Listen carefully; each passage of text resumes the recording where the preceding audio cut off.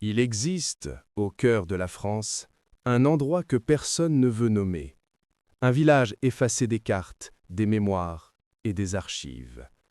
Son nom était Hercignac. Aujourd'hui, il ne reste rien. Rien d'autre qu'un vent froid qui traverse les bois et un silence qui semble plus lourd que la terre Les elle-même. plus vieux du pays racontent qu'autrefois, Hercignac vivait de la forêt et du temps. Un lieu simple, isolé, où chaque maison portait le même signe au-dessus de la porte. Un miroir. Personne n'a jamais su pourquoi. Peut-être une superstition, un ancien rite, ou quelque chose de bien plus sombre. Les archives s'arrêtent en 1954.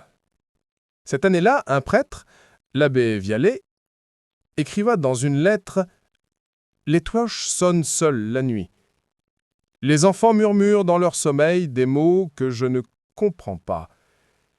Quelque chose rôde entre les maisons. » Après cette date, plus aucune trace de vie. Plus de courrier, plus de registres. Le village entier semble s'être évaporé. Des années plus tard, un géologue, Marc Delambre, explorant la région, découvrit une plaque de fonte à moitié enfouie dans le sol.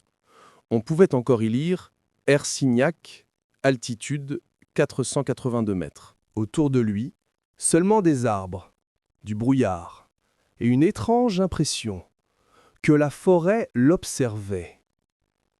Il signala sa découverte, mais personne ne trouva jamais la moindre trace d'un village. Pas de ruines, pas de route, pas même une pierre taillée.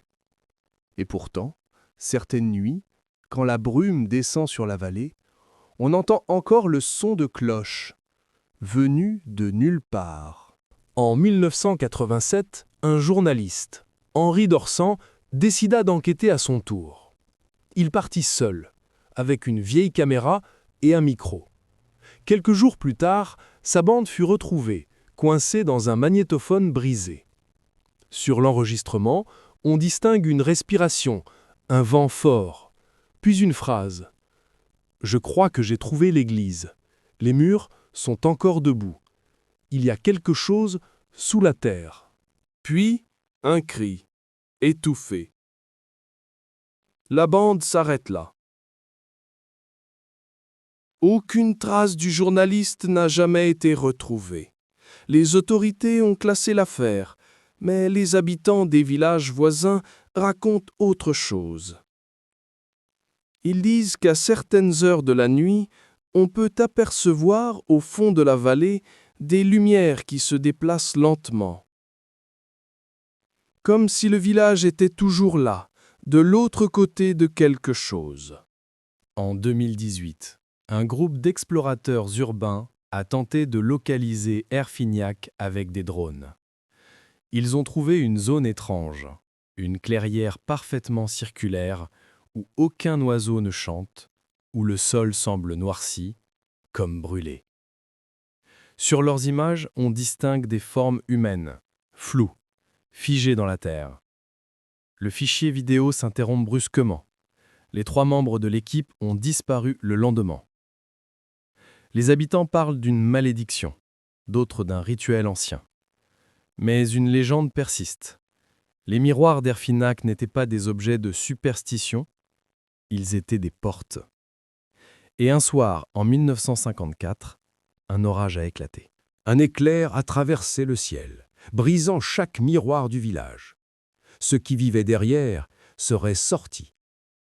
On dit que depuis, Hercignac n'a pas disparu. Il se cache, quelque part entre le monde des vivants et celui des reflets. Et, parfois, quand la brume est lourde, quand la nuit semble respirer toute seule, le village réapparaît. Certains voyageurs jurent l'avoir vu. Des toits de pierre, une église renversée, et, dans les fenêtres, des visages qui les regardaient. Mais aucun d'entre eux ne se souvient du chemin pour y retourner. C'est comme si Hercignac les avait appelés, juste le temps d'un souvenir. Alors, si un soir, en roulant dans les collines du Limousin, vous croyez apercevoir au loin une lumière vacillante, si vous pensez voir les murs d'un village que personne ne connaît, ne vous arrêtez pas. Ne sortez pas de votre voiture et surtout, ne regardez pas dans le rétroviseur, car si vous voyez quelque chose derrière vous, ce ne sera pas votre reflet.